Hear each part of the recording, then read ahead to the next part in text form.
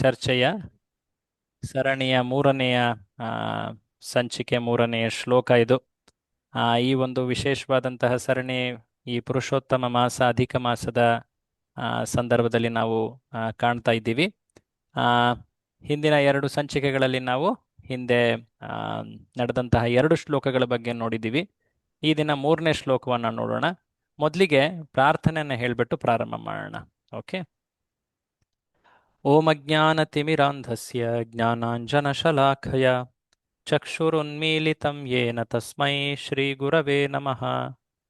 ನಮ ಓಂ ವಿಷ್ಣುಪಾದಾಯ ಕೃಷ್ಣಪ್ರೇಷ್ಠಾಯ ಭೂತಲೆ ಶ್ರೀಮತೆ ಭಕ್ತಿವೇದಾಂತ ಸ್ವಾಮಿನ್ನಿತಿ ನಾಮಿನೆ.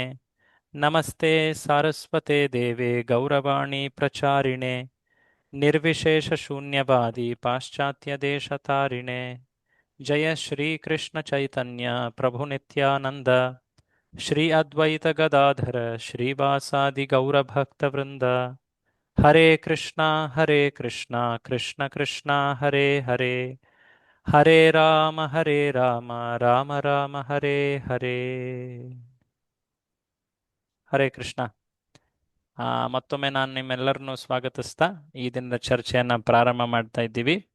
ಹಿಂದಿನ ಎರಡು ಚರ್ಚೆಗಳಲ್ಲಿ ನಾವು ಮೊದಲನೆಯ ಶ್ಲೋಕ 15ನೇ ಅಧ್ಯಾಯದ ಮೊದಲನೇ ಶ್ಲೋಕ, ಅದು ಹೇಗೆ ಈ ಭೌತಿಕ ಜಗತ್ತನ್ನ ಒಂದು ತಲೆ ಕೆಳಗಾಗಿರುವಂತಹ ಒಂದು ಆಲದ ಮರದಕ್ಕೆ ಅದು ತೋರಿಸಿ ಹೇಳುತ್ತೆ ಅನ್ನೋದನ್ನ ನಾವು ನೋಡಿದ್ವಿ. ನೆನಪು ಮಾಡ್ಕೊಳ್ಳಿ ಆ ಹಿಂದಿನ ಚರ್ಚೆಯನ್ನ. ಅದಾದ ಮೇಲೆ ಮುಂದಿನ ಚರ್ಚೆಯಲ್ಲಿ ಅಂದ್ರೆ ಎರಡನೆಯ ಶ್ಲೋಕದಲ್ಲಿ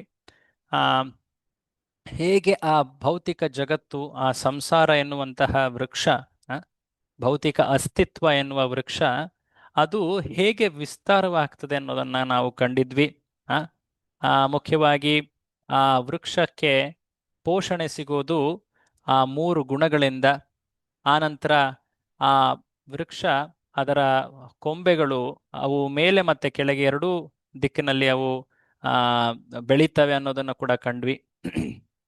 ಅದಾದ ಮೇಲೆ ಹೇಗೆ ಆ ಕೊಂಬೆಗಳ ತುದಿ ಏನಿದೆ ಅದು ಇಂದ್ರಿಯ, ಆನಂತರ ಆ ಚಿಗುರು ಏನಿದೆ ಅದು ಇಂದ್ರಿಯ ವಿಷಯಗಳು. ಸೊ ಹೀಗೆ ಈ ಚಿಗುರು ಹೊಮ್ಮಿ ಆಗ ಆ ಮರ ಬೆಳೀತಾ ಬೆಳೀತಾ ಹೊಸ ಎಲೆ, ಹೊಸ ಕೊಂಬೆಗಳು ಮೂಡ್ತಾ ಮೂಡ್ತಾ ಅದು ವಿಸ್ತಾರವಾಗಿ ಹೋಗ್ತಾ ಹೋಗುತ್ತೆ ಅನ್ನೋದನ್ನ ನಾವು ಕಂಡಿದ್ವಿ. ಸೊ ಇದು ಏನನ್ನ ನಮಗೆ ತಿಳಿಸ್ಕೊಡತ್ತೆ ಅಂದ್ರೆ, ಅದಲ್ದೇನೆ ಇನ್ನೊಂದು ವಿಚಾರ, ಈ ಮರದ ಎರಡನೇ ರೀತಿಯ ಬೇರುಗಳು ಅವು ಕೆಳಭಾಗಕ್ಕೆ ಅಂದ್ರೆ ಮನುಷ್ಯ ಲೋಕಕ್ಕೆ ಅವು ಹರಡ್ತಾ ಇವೆ ಅಂತ ನಾವು ನೋಡಿದ್ವಿ. ಸೊ ಈ ಭೌತಿಕ ಜಗತ್ತು ಇದರ ಮೂಲ ಇರುವುದು ಬ್ರಹ್ಮಲೋಕ ಅಥವಾ ಸತ್ಯಲೋಕದಲ್ಲಿ, ಏಕೆಂದ್ರೆ ಬ್ರಹ್ಮ ಈ ಜಗತ್ತನ್ನ ಸೃಷ್ಟಿಸ್ತಾನೆ. ಆನಂತರ ಇದು ಮನುಷ್ಯ ಲೋಕದಲ್ಲಿರುವ ಜೀವಿಗಳ ಕಾರಣದಿಂದಾಗಿ ಈ ಜಗತ್ತು ಅದು ಬೆಳೀತಾ ಹೋಗುತ್ತೆ.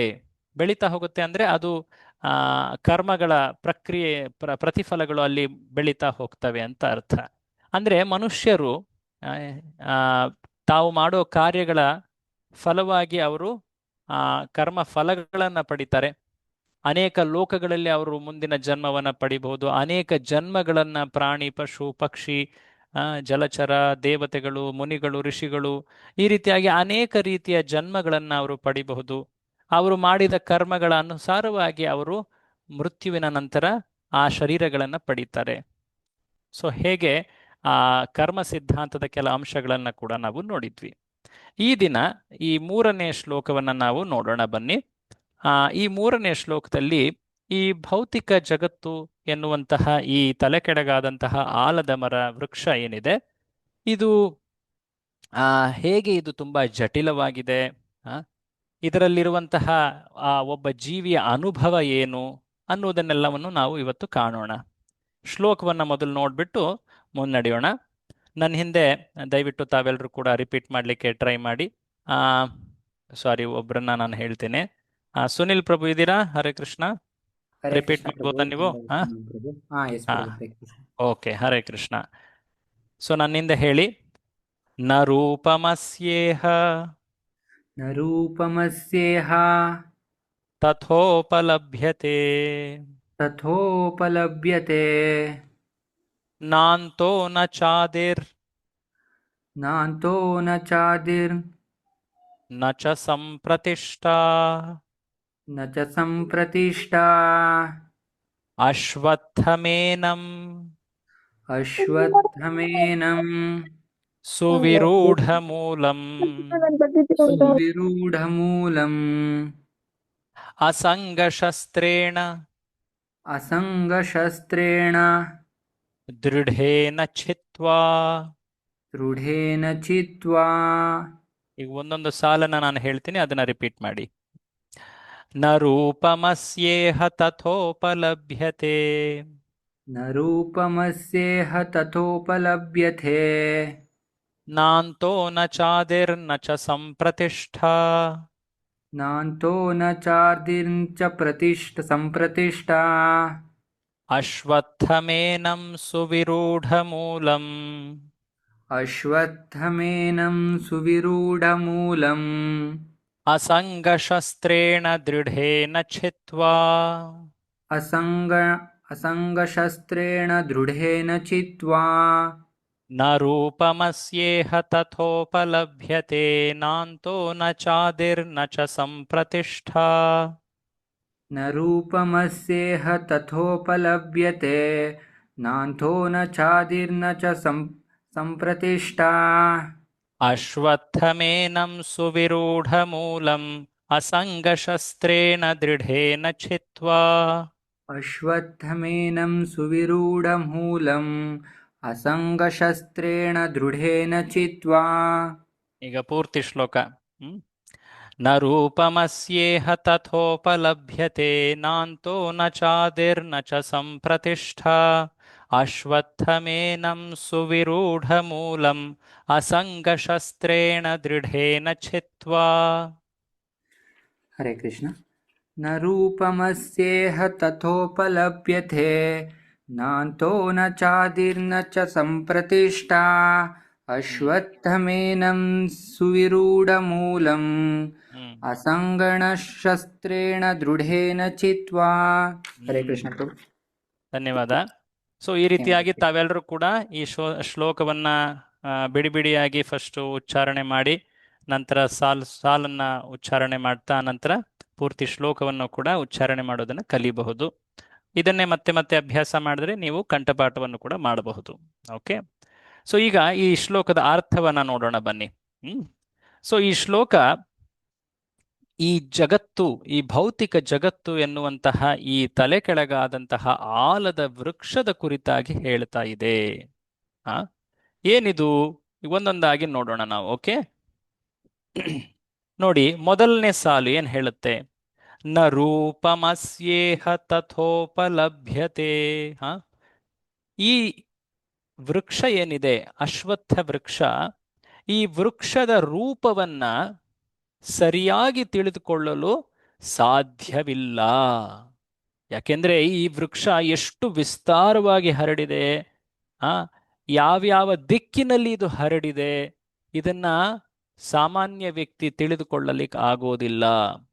ಯಾವೊಬ್ಬ ವ್ಯಕ್ತಿ ಜಗತ್ತಿನಲ್ಲಿ ವಾಸಿಸ್ತಾ ಇದ್ದಾನೋ ಆತ ಈ ಜಗತ್ತಿನ ಮಿತಿಯನ್ನ ತಿಳಿದುಕೊಳ್ಳಕ್ಕಾಗೋದಿಲ್ಲ. ಈ ಜಗತ್ತಿನ ಕಾರ್ಯ ಶೈಲಿಯನ್ನ, ನಿಯಮಗಳನ್ನ, ಈ ಸಿದ್ಧಾಂತಗಳನ್ನ ತಿಳಿದುಕೊಳ್ಳಲಿಕ್ಕೆ ಪೂರ್ತಿಯಾಗಿ ಸಾಧ್ಯವಿಲ್ಲ. ಮುಂದೆ ಹೇಳ್ತಾ ಇದ್ದಾನೆ ಶ್ರೀಕೃಷ್ಣ, ನಾ ಅಂತಹ ನ ಚ ಆದಿ. ಈ ವೃಕ್ಷಕ್ಕೆ ಅಂತ್ಯವಿಲ್ಲ, ಆದಿ ಇಲ್ಲ. ಏನಿದು ಅಂತ್ಯವಿಲ್ಲ, ಆದಿ ಇಲ್ಲ ಅಂದ್ರೆ ಅರ್ಥ ಏನು? ನೋಡಿ, ನೆನ್ನೆ ಚರ್ಚೆಯಲ್ಲಿ ನಾವು ನೋಡಿದ್ವಿ, ಕರ್ಮಾನುಬಂಧೀನಿ ಮನುಷ್ಯ ಲೋಕೆ. ಮುಖ್ಯವಾಗಿ ಈ ವೃಕ್ಷ ಬೆಳೆಯೋದು ವ್ಯಕ್ತಿಯ ಕಾರ್ಯಗಳಿಂದ, ಕರ್ಮಗಳಿಂದ. ಆ ಕರ್ಮಗಳು ಫಲಗಳನ್ನ ನೀಡುತ್ತವೆ. ಆ ಫಲಗಳಿಂದ ಆಸಕ್ತಿಯನ್ನ ಒಬ್ಬ ಜೀವಿ ಬೆಳೆಸ್ಕೊಳ್ತಾನೆ. ಆ ಆಸಕ್ತಿಯ ಕಾರಣದಿಂದ ಮತ್ತೊಂದಿಷ್ಟು ಕರ್ಮಗಳನ್ನ ಮಾಡ್ತಾನೆ. ಅದರ ಫಲಗಳನ್ನ ಮತ್ತೆ ಆತ ಅನುಭವಿಸ್ಬೇಕಾಗ್ತದೆ. ಹೀಗೆ ಕರ್ಮ ಮತ್ತೆ ಕರ್ಮ ಫಲ ಮತ್ತೆ ಆಸಕ್ತಿಗಳ ಒಂದು ಚಕ್ರ, ತುಂಬಾ ಜಟಿಲವಾದಂತಹ ಚಕ್ರದಲ್ಲಿ ಒಬ್ಬ ಜೀವಿ ಸಿಲುಕಿ ಬಿಡ್ತಾನೆ. ಆ ಒಂದು ಚಕ್ರ, ಆ ಕರ್ಮ ಏನಿದೆ ಅದು ಅನಾದಿ. ಆ ಕರ್ಮಕ್ಕೆ ಆ ಕರ್ಮದ ಪ್ರಾರಂಭ ಯಾವಾಗಾಯ್ತು ಅಂತ ವ್ಯಕ್ತಿ ಹುಡುಕ್ಲಿಕ್ಕಾಗೋದಿಲ್ಲ. ನಚ ಆದಿ. ಅದೇ ರೀತಿಯಾಗಿ ಈ ಕರ್ಮ ಯಾವಾಗ ಕೊನೆಗೊಳ್ಳುತ್ತೆ ಅನ್ನೋದನ್ನು ಕೂಡ ವ್ಯಕ್ತಿ ತಿಳಿಲಿಕ್ಕಾಗೋದಿಲ್ಲ. ಯಾಕೆಂದ್ರೆ ಯಾವಾಗ್ಲೂ ಜೀವಿ ಒಂದಲ್ಲ ಒಂದು ಕಾರ್ಯದಲ್ಲಿ ಜಗತ್ತಿನಲ್ಲಿ ತೊಡಗೇ ಇರ್ತಾನೆ. ಮನುಷ್ಯನಾದವನು ಒಂದಲ್ಲ ಒಂದು ಕಾರ್ಯದಲ್ಲಿ ತೊಡಗೇ ಇರ್ತಾನೆ. ಆ ಕಾರ್ಯಕ್ಕೆ ತಕ್ಕನಾದಂತಹ ಫಲಗಳು ಉತ್ಪತ್ತಿ ಆಗ್ತಾ ಇರ್ತವೆ. ಅಷ್ಟೇ ಅಲ್ಲದೆ ಅನೇಕ ರೀತಿಯ ಇಚ್ಛೆಗಳು, ಆಸಕ್ತಿಗಳು ಬೆಳೀತಾ ಇರ್ತವೆ. ಹಾಗಿದ್ದಲ್ಲಿ ಈ ವೃಕ್ಷ, ಈ ಸಂಸಾರ, ಈ ಭೌತಿಕ ಜಗತ್ತು, ಈ ಕರ್ಮ ಬಂಧನದ ಆದಿ ಮತ್ತೆ ಅಂತ್ಯ ಅದು ಗೊತ್ತೇ ಆಗೋದಿಲ್ಲ, ಅದು ತಿಳಿಯೋದೇ ಇಲ್ಲ, ಅದು ಇಲ್ಲವೇ ಇಲ್ಲ. ನಚ ಸಂಪ್ರತಿಷ್ಠಾ. ಸಾಮಾನ್ಯ ವ್ಯಕ್ತಿಗೆ ಈ ಜಗತ್ತು ಯಾವ ಆಧಾರದ ಮೇಲೆ ನಡೀತಾ ಇದೆ ಅನ್ನೋದು ಕೂಡ ತಿಳಿಯೋದಿಲ್ಲ. ಯಾವೊಬ್ಬರು ಭಗವಂತನ ಈ ವಾಣಿಯನ್ನ ತಿಳಿತಾರೋ, ಭಗವಂತನೇ ಈ ಜಗತ್ತನ್ನ ಹೇಗೆ ವಿವರಿಸಿದ್ದಾನೆ ಅದನ್ನ ಗುರುಮುಖೇನ ತಿಳಿತಾರೋ, ಅವರು ಮಾತ್ರ ಈ ಜಗತ್ತಿನ ನಿಜ ಸ್ವರೂಪವನ್ನ, ಉದ್ದೇಶವನ್ನ ತಿಳಿಬಹುದು. ಮುಂದೆ ಕೃಷ್ಣ ಹೇಳ್ತಾ ಇದ್ದಾನೆ, ಅಶ್ವತ್ಥಮೇನಂ ಸುವಿರೂಢ ಮೂಲಂ. ಈ ಅಶ್ವತ್ಥ ವೃಕ್ಷದ ಬೇರು ಇದು ತುಂಬಾ ಆಳವಾಗಿದೆ. ಸುವಿರೂಢ, ವಿರೂಢ ಅಂದ್ರೆ ತುಂಬಾ ಆಳವಾಗಿದೆ. ನೋಡಿ, ಸಾಮಾನ್ಯವಾಗಿ ಹುಲ್ಲಿರುತ್ತಲ್ವಾ, ಹುಲ್ಲನ್ನ ವ್ಯಕ್ತಿ ತುಂಬಾ ಸುಲಭವಾಗಿ ಕಿತ್ತಬಹುದು. ಯಾಕೆ ಗೊತ್ತಾ? ಯಾಕೆ? ಅದರ ಬೇರು ತುಂಬಾ ಸಡಿಲವಾಗಿರುತ್ತೆ. ಅದ್ರ ಬೇರು ತುಂಬಾ ಆಳ ಇರೋದಿಲ್ಲ. ಸಣ್ಣ ಸಣ್ಣ ಗಿಡಗಳಾಗಿರಬಹುದು, ಪೊದೆಗಳಾಗಿರಬಹುದು, ಅವುಗಳ ಬೇರು ತುಂಬಾ ಆಳವಾಗಿರೋದಿಲ್ಲ. ಆದರೆ ಈ ಆಲದ ಮರದಂತಹ ವೃಕ್ಷಗಳೇನಿವೆ, ಅದರಲ್ಲೂ ಈ ಆಲದ ಮರದ ವೃಕ್ಷ ಏನಿದೆ ವಿಶೇಷ, ಯಾಕೆಂದ್ರೆ ಇದು ಮತ್ತೆ ಮತ್ತೆ ಬೇರೆ ಬೇರೆ ಬೇರುಗಳನ್ನ ಬಿಡುತ್ತೆ. ಆ ಬೇರುಗಳು ಕೊಂಬೆಗಳಿಂದ ಬಂದು ಮತ್ತೆ ಮರದೊಳಗೆ ಪ್ರವೇಶವಾಗಿ ಮತ್ತೆ ಇನ್ನೊಂದು ಮರದಂತಹ ರೂಪ ಅಲ್ಲಿ ಪ್ರಕಟವಾಗ್ತದೆ. ಸೊ ಹೀಗೆ ಇದು ಒಂದು ರೀತಿ ಆದಿ ಅಂತ್ಯವಿಲ್ಲದಂತಹ ಒಂದು ಜಟಿಲ ವೃಕ್ಷ ಅಥವಾ ಅಸ್ತಿತ್ವವಾಗ್ಬಿಡುತ್ತೆ. ಸೊ ಈ ಅತ್ಯಂತ ಜಟಿಲವಾದಂತಹ ವೃಕ್ಷದಲ್ಲಿ ಸಿಲುಕಿಕೊಂಡಿರುವ ಒಬ್ಬ ಜೀವಿಯ ಅನುಭವ ಹೇಗಿರುತ್ತೆ? ದುಃಖ, ಹತಾಶೆ, ಅತ್ಯಂತ ವ್ಯಥೆ, ಒಂದು ರೀತಿ ನಿರಾಶೆಯಲ್ಲಿ ಒಬ್ಬ ಜೀವಿ ಜಗತ್ತಿನಲ್ಲಿ ಕಾಲವನ್ನ ಕಳೀತಾ ಇರ್ತಾನೆ. ಅಂತಹ ಜೀವಿಗೆ ಭಗವಂತನ ಉಪದೇಶ ಏನು? ಈ ಜಟಿಲ ಜಗತ್ತೆಂಬಂತಹ ಭೌತಿಕ ಅಥವಾ ಸಂಸಾರವೆಂಬಂತಹ ಬಂಧನದಲ್ಲಿ ಸಿಲುಕಿರುವ ಆ ಜೀವಿಗೆ ಭಗವಂತ ಹೇಳ್ತಾ ಇದ್ದಾನೆ, ಅಸಂಗ ಶಸ್ತ್ರೇನ ದೃಢೇಣ ಛಿತ್ವ. ಅಸಂಗ, ಅನಾಸಕ್ತಿ, ವೈರಾಗ್ಯ ಎಂಬುವ ಶಸ್ತ್ರ ಆಯುಧದಿಂದ, ದೃಢತೆಯಿಂದ, ಸ್ಥಿರತೆಯಿಂದ ಈ ಒಂದು ವೃಕ್ಷವನ್ನ ಕಡಿದು ಹಾಕು, ಕತ್ತರಿಸಿ ಹಾಕು ಅಂತ ಶ್ರೀಕೃಷ್ಣ ಒಂದು ಉಪದೇಶ ಹೇಳ್ತಾ ಇದ್ದಾನೆ. ಏನಪ್ಪಾ ಇದು ತುಂಬಾ ಕಠೋರವಾದಂತಹ ಉಪದೇಶದಂತೆ ಅನಿಸ್ತಾ ಇದೆಯಲ್ಲ ಅಂತ ಮೇಲ್ನೋಟದಲ್ಲಿ ಹಾಗೆ ಕಾಣುತ್ತೆ. ಬನ್ನಿ ಒಂದೊಂದಾಗಿ ಇದರ ಕೆಲ ಅರ್ಥಗಳನ್ನು ನೋಡ್ತಾ ಹೋಗೋಣ ಸಂಕ್ಷೇಪವಾಗಿ. ಅಫ್ಕೋರ್ಸ್ ಇದ್ರ ಬಗ್ಗೆ ಸಾಕಷ್ಟು ವರ್ಣನೆಯನ್ನ ನೀವು ನಮ್ಮ ಪ್ರಭುಪಾದರ ಭಗವದ್ಗೀತೆ ಪುಸ್ತಕದಲ್ಲಿ ಕಾಣಬಹುದು. ಈ ಜಗತ್ತಿನಲ್ಲಿ ಅನೇಕ ಘಟನೆಗಳು ನಡೀತಾ ಇವೆ. ಅನೇಕ ರೀತಿಯ ಜೀವಿಗಳು ಇವೆ. ಪ್ರಾಣಿ, ಪಶು, ಪಕ್ಷಿ, ಜಲಚರ, ಅನೇಕವು ಈ ರೀತಿಯಾದವು. 84 ಲಕ್ಷ ವಿಧದ ಜೀವಿಗಳು ಇವೆ. ವಿಧ ಇದು. ಪ್ರತಿಯೊಂದು ವಿಧದಲ್ಲಿ ಅನೇಕ ಸಂಖ್ಯೆಯಲ್ಲಿ ಜೀವಿಗಳಿವೆ. ಸೊ ಇಷ್ಟೊಂದು ಜೀವಿಗಳ ವೈವಿಧ್ಯತೆ ಇದೆ, ಸಂಖ್ಯೆ ಇದೆ. ಪ್ರತಿಯೊಂದು ಜೀವಿ ಒಂದಲ್ಲ ಒಂದು ಕಾರ್ಯದಲ್ಲಿ ತೊಡಗಿದೆ. ಆದರೆ ಮನುಷ್ಯ ಜನ್ಮವನ್ನ ಬಹಳ ವಿಶೇಷವಾಗಿ ಇಲ್ಲಿ ಗುರುತಿಸಿ ಹೇಳಲಾಗ್ತಾ ಇದೆ. ಹಿಂದಿನ ಶ್ಲೋಕದಲ್ಲಿ ನೋಡಿದ್ವಿ ನಾವು, ಕರ್ಮಾನುಬಂಧೀನಿ ಮನುಷ್ಯ ಲೋಕೆ. ನಿನ್ನೆ ಚರ್ಚೆಯಲ್ಲಿ ನೋಡ್ತಾ ಇದ್ವಿ ಹೇಗೆ ಮನುಷ್ಯ ಜನ್ಮದಲ್ಲಿ ಮಾತ್ರ ಈ ಕರ್ಮದ ನಿಯಮಗಳು ಅವು ಅನ್ವಯವಾಗ್ತವೆ. ಮನುಷ್ಯ ತಾನು ಏನು ಕಾರ್ಯವನ್ನ ಮಾಡ್ತಾನೋ ಆ ಕಾರ್ಯಕ್ಕೆ ತಕ್ಕಂತಹ ಪ್ರತಿಫಲವಾದ ಜವಾಬ್ದಾರಿ ಆತನ ಮೇಲಿರುತ್ತೆ. ಹಾಗಾಗಿ ಕಾರ್ಯವನ್ನ ಮಾಡುವ ಮುಂಚೆ ಆತ ಬಹಳ ಎಚ್ಚರಿಕೆ ವಹಿಸಬೇಕು. ಸೊ ಅದನ್ನ ಅಲ್ಲಿ ಹೇಳಲಾಗ್ತಾ ಇದೆ. ಸೊ ವಿಶೇಷವಾಗಿ ಮನುಷ್ಯ ಅನೇಕ ರೀತಿಯ ಕಾರ್ಯಗಳು, ಆತನ ಜೀವನದಲ್ಲಿ ಅನೇಕ ರೀತಿ ಘಟನೆಗಳು ನಡೀತಾ ಇವೆ. ಒಬ್ಬ ಬುದ್ಧಿಜೀವಿ ಮನುಷ್ಯ ಜೀವನದ ಘಟನೆಗಳನ್ನ ಆತ ಪರಿಶೀಲಿಸ್ತಾನೆ. ವಿಶೇಷವಾಗಿ ಯಾವೊಬ್ಬ ವಿಚಾರವಂತ ಮನುಷ್ಯನಿದ್ದಾನೋ ಆತ ಈ ಜನ್ಮ, ಮೃತ್ಯು, ಜರ, ವ್ಯಾಧಿ, ಈ 4 ಮುಖ್ಯ ಘಟನೆಗಳನ್ನ ಆತ ವಿಮರ್ಶಿಸ್ತಾನೆ. ನೋಡಿ, ಜನ್ಮ ಅದನ್ನ ನಾವು ಬಯಸಿ ಬಂದಿದ್ದಲ್ಲ, ಅದು ಆಕಸ್ಮಿಕವಾಗಿ ಆಯ್ತು ಅನ್ಸುತ್ತೆ. ಅದು ಆಕಸ್ಮಿಕ ಅಲ್ಲ. ಹಿಂದಿನ ಜನ್ಮದಲ್ಲಿ ನಾವು ಬಯಸಿದಂತೆ ನಾವು ಜನ್ಮವನ್ನ ಪಡೆದಿದ್ದೀವಿ. ಆನಂತರ ಒಂದು ಸಮಯದಲ್ಲಿ ಈ ಶರೀರದ ಅಂತ್ಯವಾಗ್ತದೆ, ಮೃತ್ಯು. ಅದಕ್ಕೂ ಮುಂಚೆ ನಮ್ಮ ಶರೀರ ಕ್ಷೀಣಿಸ್ತಾ ಹೋಗುತ್ತೆ, ವೃದ್ಧಾವಸ್ಥೆ, ಜರ ಅಂತ ಹೇಳ್ತಾರೆ. ಅದರ ನಂತರ ವ್ಯಾಧಿ ಅಥವಾ ಏನ್ ಹೇಳ್ತಾರೆ, ರೋಗಗಳು. ತಾವೆಲ್ಲ ಆ ಒಂದು ಪ್ರಸಿದ್ಧವಾದಂತಹ ಕಥೆಯನ್ನ ಕೇಳಿದ್ದೀರಾ, ಇತಿಹಾಸವನ್ನ. ಒಬ್ಬ ರಾಜಕುಮಾರ ಸಿದ್ಧಾರ್ಥ ಎನ್ನುವವ, ಆತ ಅತ್ಯಂತ ವೈಭವದಲ್ಲಿ, ಅತ್ಯಂತ ಏನ್ ಹೇಳ್ತಾರೆ, ಸುಖ ಸಮೃದ್ಧಿಯಲ್ಲಿ ಆತ ಜೀವನವನ್ನ ನಡೆಸ್ತಾ ಇದ್ದ. ಆತನ ತಂದೆ ಯಾವುದೇ ಒಂದು ಕಷ್ಟ, ನೋವಿನ ಅನುಭವ ಬರಲೇಬಾರದು ನನ್ನ ಮಗನಿಗೆ ಅಂತ ಹೇಳಿ ಎಲ್ಲ ಸೌಲಭ್ಯಗಳನ್ನ ಆತನ ಜಾಗದಲ್ಲೇ ಎಲ್ಲವನ್ನ ಆತ ದೊರಕಿಸಿದ್ದ.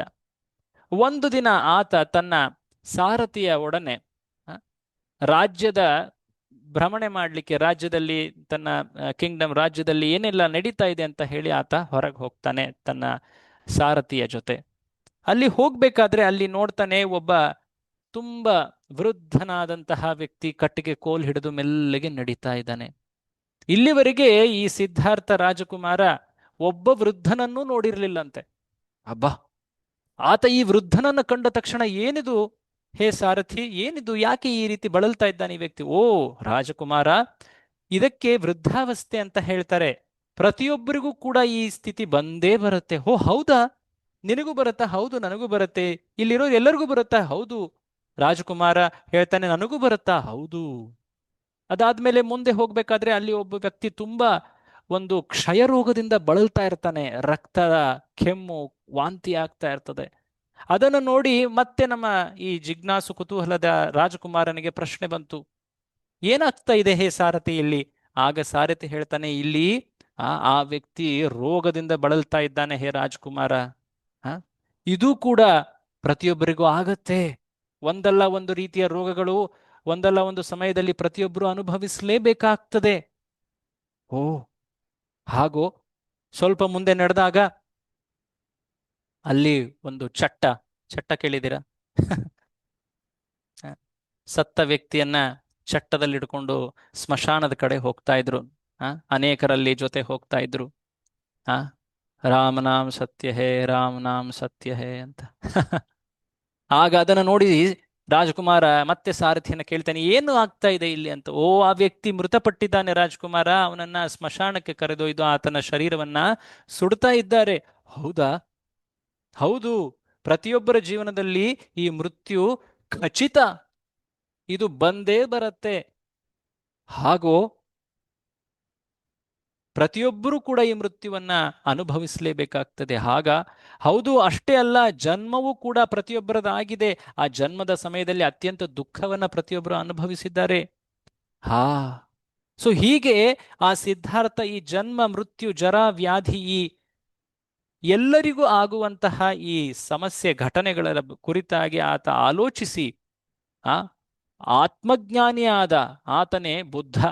ತಾವೆಲ್ಲ ಕೇಳಿರ್ತೀರ, ನಿರ್ವಾಣವನ್ನ ಬಯಸಿ ಆತ ಬುದ್ಧನಾದ. ಸೊ ಹೀಗೆ ಈ 4 ಘಟನೆಗಳು ನಮ್ಮ ಜೀವನದಲ್ಲಿ ನಡೀತವೆ. ಈ ಘಟನೆಗಳನ್ನ ಯಾಕೆ ಯೋಚಿಸ್ಬೇಕು?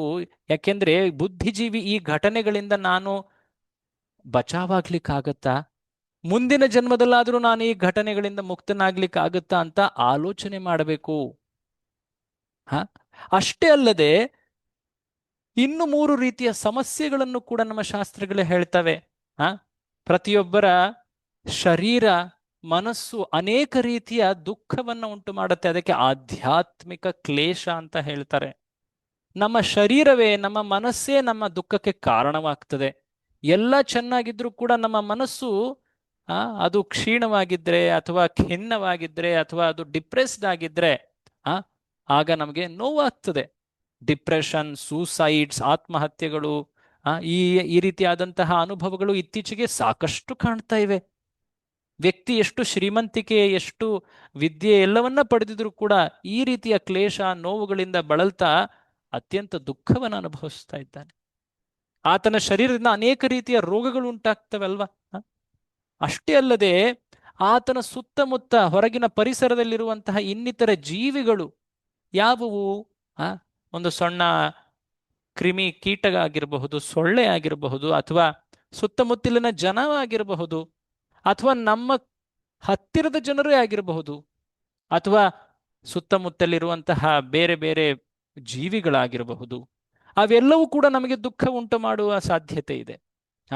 ಕೆಲವೊಮ್ಮೆ ಒಂದು ಸಣ್ಣ ಸೊಳ್ಳೆಯಿಂದ ಒಂದು ಭೀಕರ ರೋಗವೇ ಬರಬಹುದು.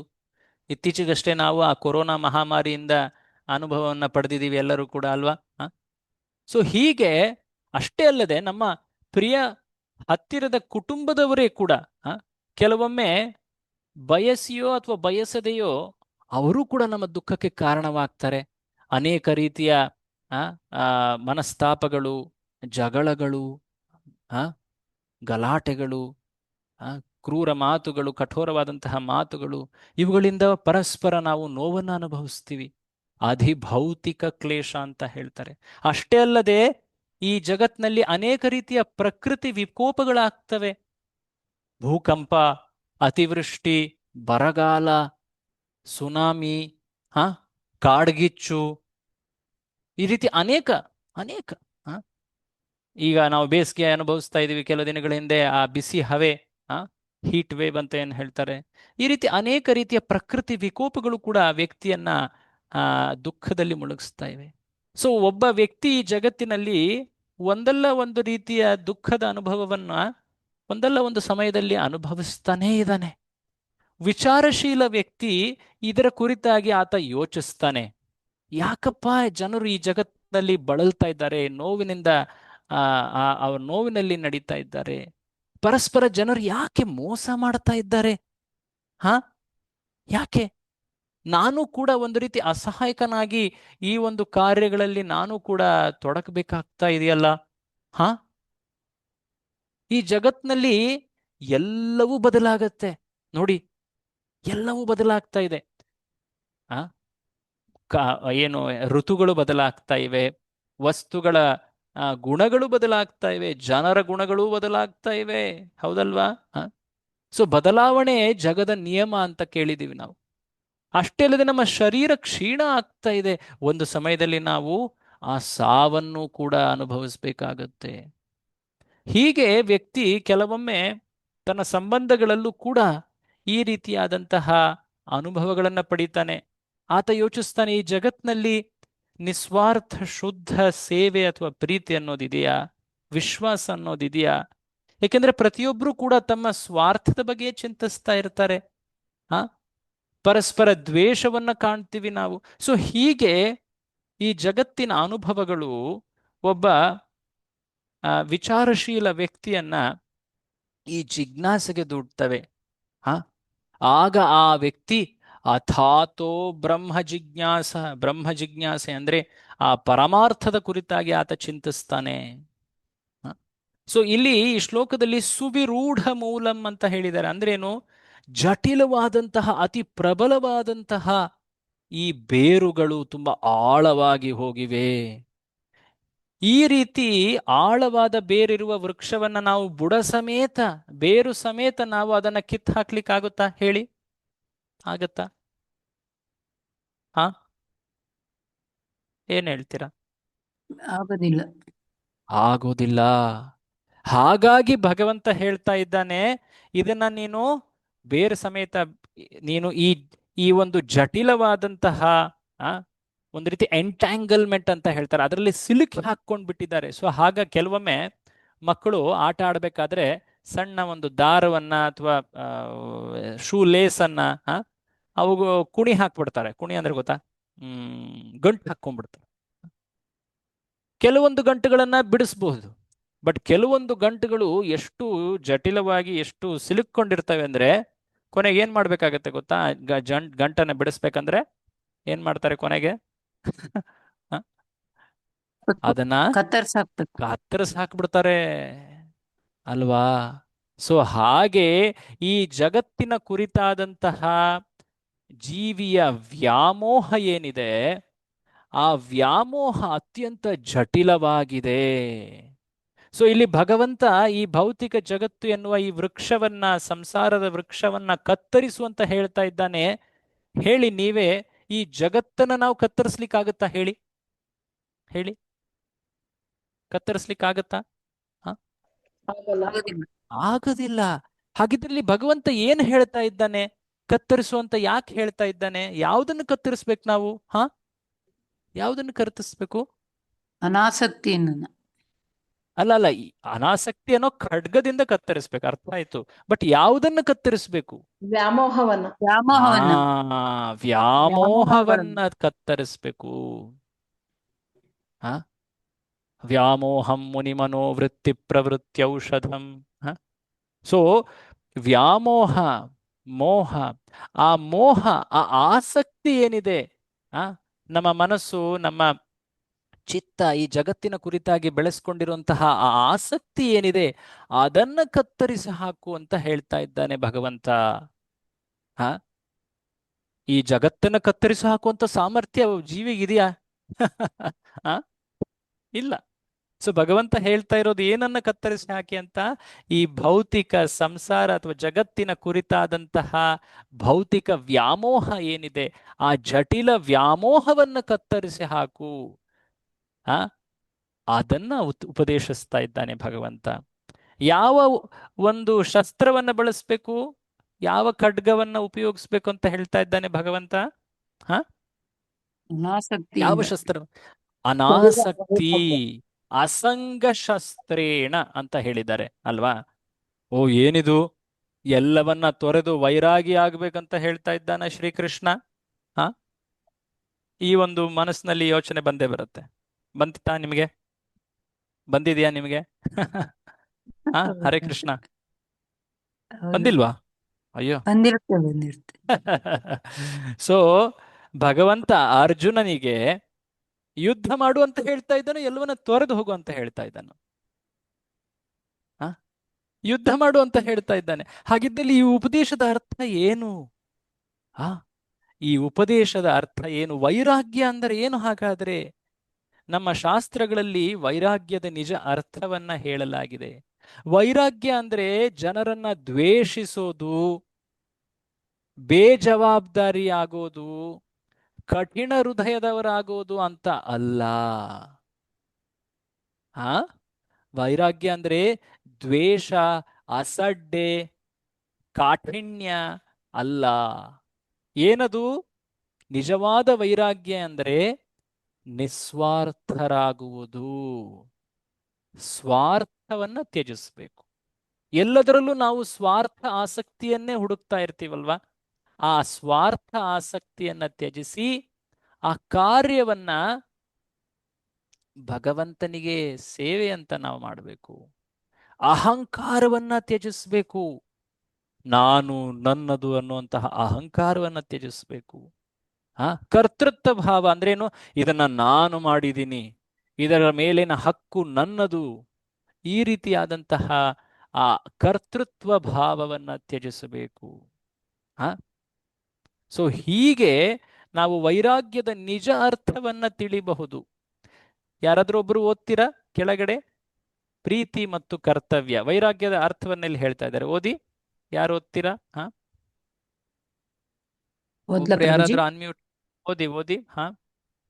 ವೈರಾಗ್ಯ ಎಂದರೆ ಸಂಬಂಧಗಳಿಂದ ಓಡಿ ಹೋಗುವುದಲ್ಲ, ಬದಲಿಗೆ ಎಲ್ಲರನ್ನೂ ಭಗವಂತನಿಗೆ ಸಂಬಂಧಿಸಿದವರೆಂದು ಕಂಡು ಗೌರವಿಸುವುದು, ಜವಾಬ್ದಾರಿಗಳನ್ನು ಭಗವಂತನ ಸೇವೆ ಎಂದು ಪ್ರೀತಿಯಿಂದ ನಿರ್ವಹಿಸುವುದು ನಿಜವಾದ ಅನಾಸಕ್ತಿ. ಆ ಹಾಗೆ ವೈರಾಗ್ಯದ ಉಪದೇಶ ಬೇಜವಾಬ್ದಾರಿಯಾಗಿ ತೊರೆದು ಹೋಗೋದಾಗಿದ್ರೆ ಕೃಷ್ಣ ಅರ್ಜುನನಿಗೆ ಯಾಕೆ ಹೇಳ್ತಾ ಇದ್ದ ಈ ಮಾತನ್ನ ಗಮನಿಸ್ಬೇಕು ಇಲ್ಲಿ. ಆ ಶ್ರೀಕೃಷ್ಣ ಹೇಳ್ತಾ ಇರೋದು, ನೀನು ಸ್ವಾರ್ಥ ಪರಿಗಣನೆಯನ್ನ ಬಿಟ್ಟು ನೀನು ನನ್ನ ಸೇವೆ ಅಂತ ಸ್ವೀಕರಿಸಿ ನೀನು ಯುದ್ಧ ಮಾಡು ಅಂತ ಹೇಳ್ತಾ ಇದ್ದಾನೆ. ಸೊ ನಾವು ನಿಜವಾಗಿಯೂ ತ್ಯಜಿಸಬೇಕಾಗಿರೋದು ನಮ್ಮ ಸ್ವಾರ್ಥವನ್ನ, ನಮ್ಮ ಅಹಂಕಾರ ಮಮಕಾರಗಳನ್ನ ನಾವು ತ್ಯಜಿಸಬೇಕು. ಸೊ ವೈರಾಗ್ಯ ಎಂದರೆ ವಸ್ತುಗಳನ್ನ ತ್ಯಜಿಸುವುದು ಅಂತ ಅಲ್ಲ, ಬಟ್ ವಸ್ತುಗಳ ಮೇಲಿನ ವ್ಯಾಮೋಹವನ್ನ ತ್ಯಜಿಸಬೇಕು ಅಂತ ಅರ್ಥ. ವೈರಾಗ್ಯ ಎಂದರೇನು? ಹರೇ ಕೃಷ್ಣ, ಯಾರಾದ್ರೊಬ್ರು ಹೇಳಿ ಇದನ್ನ. ವೈರಾಗ್ಯ ಎಂದರೇನು? ಹರೇ ಕೃಷ್ಣ ಪ್ರಭು. ವೈರಾಗ್ಯ ಎಂದರೆ ವಸ್ತುಗಳಿಂದ ಮುಕ್ತರಾಗುವುದಲ್ಲ, ಅವುಗಳ ಮೇಲಿನ ವ್ಯಾಮೋಹದಿಂದ ಮುಕ್ತರಾಗುವುದು. ಬಹಳ ಮುಖ್ಯವಾದಂತಹ ಅಂಶ ಇಲ್ಲಿ ಬರ್ತಾ ಇರೋದು. ವೈರಾಗ್ಯ ಎಂದರೆ ವಸ್ತುಗಳಿಂದ ಮುಕ್ತರಾಗುವುದಿಲ್ಲ, ಬಟ್ ಆ ವಸ್ತುಗಳ ಮೇಲಿನ ವ್ಯಾಮೋಹದಿಂದ ಮುಕ್ತರಾಗುವುದು ಅಂತ ಅರ್ಥ. ನೋಡಿ, ನಮ್ಮ ಹೃದಯದಲ್ಲಿ ಎಲ್ಲಿವರೆಗೆ ಈ ಕಾಮ, ಕ್ರೋಧ, ಲೋಭ, ಅಹಂಕಾರ, ದ್ವೇಷ, ಅಸೂಯೆ ಈ ರೀತಿಯಾದಂತಹ ಭಾವನೆಗಳಿರುತ್ತೋ ಆ ಹೃದಯದಲ್ಲಿ ನಾವು ಶ್ರೀಕೃಷ್ಣನ ಕುರಿತಾದಂತಹ ಆ ಅತ್ಯಂತ ಆನಂದಮಯ ಭಕ್ತಿಯನ್ನ ನಾವು ಅನುಭವಿಸ್ಲಿಕ್ಕಾಗೋದಿಲ್ಲ. ಎಲ್ಲಿವರೆಗೆ ನಮ್ಮ ಕೈ ಕೆಸರಾಗಿರುತ್ತೋ ಅಲ್ಲಿವರೆಗೆ ನಾವು ಸುಂದರವಾದಂತಹ ವಸ್ತುವನ್ನ ಕೈಯಲ್ಲಿ ಹಿಡಿಲಿಕ್ಕಾಗೋದಿಲ್ಲ. ಹಾಗೆ ನಮ್ಮ ಹೃದಯದಲ್ಲಿ ನಾವು ಈ ಮಲಿನತೆ, ಈ 6 ಅನರ್ಥಗಳಂತ ಏನ್ ಹೇಳ್ತೀವಿ, ಅಥವಾ ಸ್ವಾರ್ಥ, ಅಹಂಕಾರ, ಆಸಕ್ತಿ, ವ್ಯಾಮೋಹ ಇವುಗಳು ತುಂಬಿದಾಗ ನಾವು ಭಗವಂತನ ಪ್ರೀತಿಯನ್ನು ಅನುಭವಿಸೋದಿಕ್ಕಾಗೋದಿಲ್ಲ. ಸೊ ಹಾಗಾಗಿ ನಾವು ಈ ಭೌತಿಕ ಜಗತ್ತಿನ ಕುರಿತಾದ ವ್ಯಾಮೋಹವನ್ನ ನಾವು ತೊರಿಬೇಕು. ಭಗವಂತ ಹೇಳ್ತಾ ಇದ್ದಾನೆ, ಈ ಜಗತ್ತನ್ನ ನಾಶ ಮಾಡ್ಲಿಕ್ಕಾಗೋದಿಲ್ಲ. ಏನನ್ನ ನಾಶ ಮಾಡ್ಬೇಕಂತ ಹೇಳ್ತಾ ಇದ್ದಾನೆ ಭಗವಂತ? ಭೌತಿಕ ಬಾಂಧವ್ಯ ಅಥವಾ ವ್ಯಾಮೋಹ. ವ್ಯಕ್ತಿ ಒಬ್ಬ ಆತ ಕುಟುಂಬದಲ್ಲಿಯೇ ಇದ್ದುಕೊಂಡು ಈ ಅನಾಸಕ್ತಿಯನ್ನ, ವೈರಾಗ್ಯವನ್ನ ಬೆಳೆಸ್ಕೊಳ್ಬಹುದು. ಮುಖ್ಯವಾಗಿ ಆತ ಭಗವಂತನ ಕುರಿತಾಗಿ ಆಸಕ್ತಿಯನ್ನ ಬೆಳೆಸ್ಕೊಳ್ಬೇಕು. ಆ ಆಸಕ್ತಿಯನ್ನ ಬೆಳೆಸ್ಕೊಂಡಾಗ ಈ ಜಗತ್ತು, ಈ ಸಂಸಾರ, ಈ ಭೌತಿಕ ಸಂಬಂಧಗಳು, ಸ್ವಾರ್ಥ ಈ ರೀತಿಯಾದಂತಹ ಗುಣಗಳು, ವ್ಯಾಮೋಹದಿಂದ ಆತ ಮೇಲೆಳ್ಲಿಕ್ಕೆ ಸಾಧ್ಯ. ಶ್ರೀಕೃಷ್ಣ ಹೇಳ್ತಾ ಇದ್ದಾನೆ, ಈ ಪ್ರಪಂಚದ ಮೇಲಿನ ಬಾಂಧವ್ಯವನ್ನ ಕಡಿದುಕೊಂಡು ನೀನು ನನ್ನ ಲೋಕಕ್ಕೆ ಬಾ. ಕೃಷ್ಣ ಹೇಳ್ತಾ ಇದ್ದಾನೆ. ಅದಕ್ಕೆ ಅಲ್ವಾ ನೀವು ಆ ಪ್ರಸಿದ್ಧವಾದಂತಹ ದಾಸರ ಪದ ಕೇಳಿದಿರಾ? ಏನದು? ಬಹಳ ಪ್ರಸಿದ್ಧವಾದದ್ದು. ಅಲ್ಲಿದೆ ನಮ್ಮನೆ, ಇಲ್ಲಿ ಬಂದೆ ಸುಮ್ಮನೆ. ಕೃಷ್ಣ ಕರಿತಾ ಇದ್ದಾನೆ, ಮನೆಗೆ ಬಾರಪ್ಪ ಅಂತ. ಯಾಕೆ ಇಷ್ಟೊಂದು ಆಟವಾಡ್ತಾ ಇದ್ದೀಯಾ? ಆಟ ಆಡೋದ್ರಲ್ಲಿ ನೀನು ಎಷ್ಟು ನೋವನ್ನು ಅನುಭವಿಸ್ತಾ ಇದ್ದೀಯಾ? ಮನೆಗೆ ಬಾ ಅಂತ ಕೃಷ್ಣ ಕರೆಯನ್ನ ನೀಡ್ತಾ ಇದ್ದಾನೆ.